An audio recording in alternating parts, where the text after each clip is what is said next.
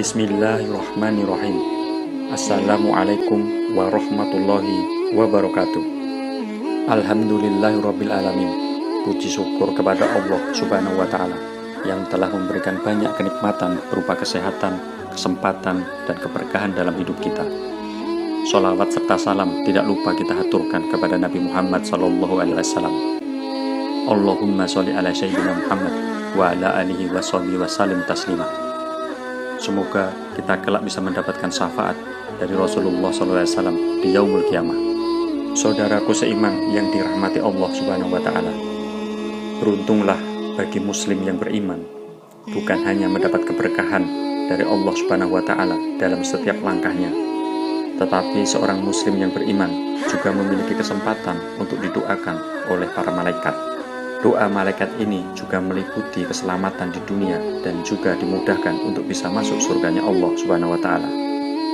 Bahkan para malaikat pun turut mendoakan keluarga dari orang-orang beriman. Allah berfirman, "Ya Tuhan kami, rahmat dan ilmu yang ada padamu meliputi segala sesuatu. Maka berilah ampunan kepada orang-orang yang bertobat dan mengikuti jalan agamamu, dan peliharalah mereka dari azab neraka yang menyala-nyala." Quran Suci, Surat Al-Ghafir, ayat 7.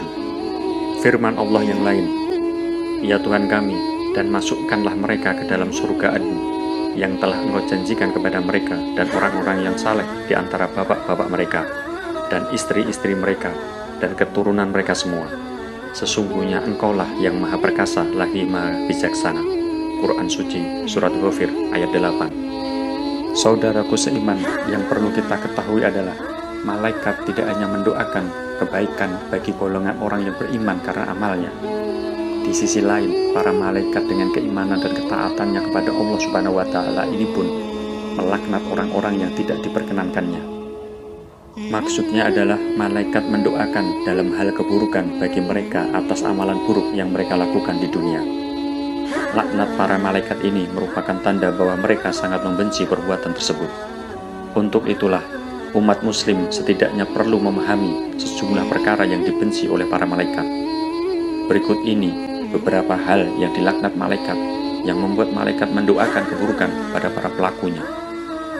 7 hal yang dilaknat malaikat berdasarkan Al-Quran dan hadis. Pertama, menghalangi pelaksanaan syariat.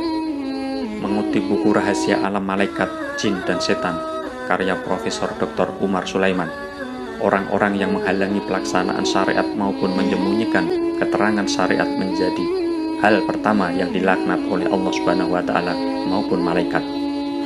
Sebagaimana yang disebutkan dalam surat Al-Baqarah ayat 159. Sungguh orang-orang yang menyembunyikan apa yang telah kami turunkan berupa keterangan-keterangan dan petunjuk setelah kami jelaskan kepada manusia dalam kitab Al-Quran, mereka itulah yang dilaknat Allah dan dilaknat pula oleh mereka yang melaknatnya. Selain itu, Rasulullah SAW juga menegaskan pelaksanaan syariat yang tidak boleh dihalangi sama sekali dalam hadisnya. Dari Ibnu Abbas bahwa Rasulullah bersabda, "Siapa yang membunuh dengan sengaja, maka hukumlah. Siapa yang menghalangi untuk melaksanakannya, maka ia mendapat laknat Allah, para malaikat, dan semua manusia." Hadis riwayat An-Nasai, Abu Dawud, dan Ibnu Majah. Yang kedua, melindungi pelaku bid'ah. Allah Subhanahu wa taala dan para malaikat melaknat para pembuat bid'ah dan pendukungnya. Mereka yang melindungi dan mendukung pelaku bid'ah adalah mereka yang menentang hukum Allah serta memusuhi syariatnya. Rasulullah bersabda, "Siapa yang membuat bid'ah atau melindungi bid'ah, maka ia mendapat laknat Allah, para malaikat, dan seluruh manusia." Hadis riwayat Abu Dawud, An-Nasai, dan Al-Hakim. Yang ketiga, meninggal dalam keadaan kafir. Golongan orang selanjutnya yang dilaknat oleh para malaikat adalah orang yang meninggal dalam keadaan kafir. Para malaikat itu tidak menyukai orang-orang kafir yang zalim dan pendosa, bahkan memusuhi dan memerangi mereka. Bukti bahwa malaikat melaknat orang yang meninggal masih dalam keadaan kafir terabadikan dalam surat Al-Baqarah ayat 161. Sungguh orang-orang yang kafir dan mati dalam keadaan kafir, mereka itu mendapat laknat Allah, para malaikat, dan manusia seluruhnya. Yang keempat, menghina dan mencela sahabat Nabi.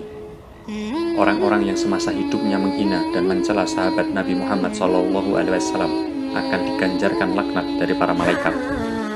Sebab para sahabat Nabi adalah umat terbaik dalam sejarah Islam dan senantiasa ikut dalam perjuangan Rasul dalam menyebarkan Islam. Para sahabat Rasulullah disebut dalam Al-Quran surat At-Taubah ayat 100 sebagai orang-orang yang diridhoi Allah Subhanahu wa Ta'ala.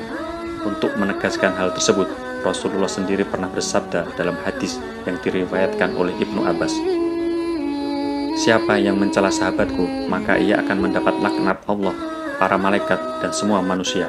Hadis riwayat Tabrani. Yang kelima, mengacungkan senjata pada saudara muslim.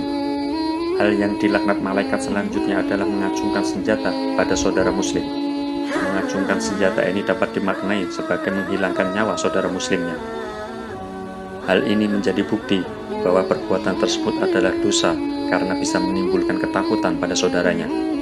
Bahkan ada kemungkinan setan yang menjadi pendorong bagi pelaku untuk melakukannya. Rasulullah pernah bersabda, "Barang siapa mengacungkan senjata kepada saudaranya sesama muslim, maka para malaikat akan melaknat sampai ia dilepaskan, meskipun yang menjadi sasarannya ialah saudaranya sebapak atau seibu." Hadis riwayat Muslim. 6. Berbuat zalim di Madinah. Perbuatan zalim tentu menjadi salah satu perbuatan yang sangat dibenci oleh Allah Subhanahu wa Ta'ala. Hal ini pun tentunya membuat para malaikat membenci para pelaku zalim. Terlebih bagi mereka yang melakukan zalim di kota Madinah, sesuai dengan yang disebutkan dalam satu riwayat hadis. Rasulullah pernah berdoa, "Ya Allah, siapapun yang menzalimi penduduk Madinah atau menakuti mereka, maka jadikanlah ia takut. Untuknya laknat Allah, para malaikat, dan seluruh manusia." Hadis riwayat Tabrani. Yang ketujuh, memanggil orang lain dengan panggilan yang dibencinya. Orang yang memanggil saudara muslim lain dengan panggilan yang tidak diperkenankan oleh orang yang dipanggil termasuk dalam hal yang dilaknat malaikat.